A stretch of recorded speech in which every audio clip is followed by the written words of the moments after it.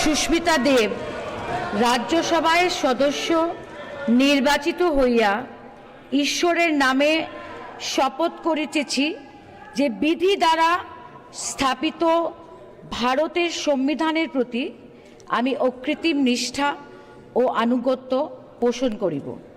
আমি ভারতের সার্বভৌমত্ব ও অখণ্ডতা রক্ষা করিব এবং যে কর্তব্যভার আমি গ্রহণ করিতে উদ্যত হইয়াছি তাহা নিষ্ঠাপূর্বক নির্বাহ করিব।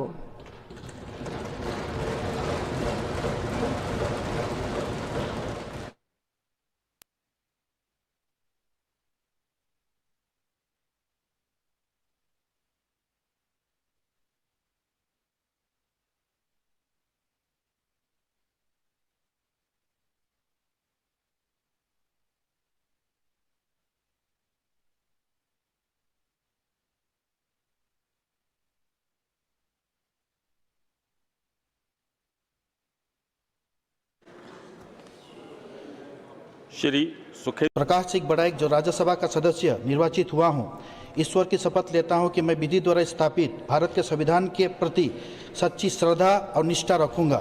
मैं भारत की प्रभुता एवं और अखंडता अक्षुण्ण रखूंगा तथा जिस पद पर मैं आज ग्रहण करने वाला हूं उसके कर्तव्यों का श्रद्धापूर्वक निर्वहन करूंगा।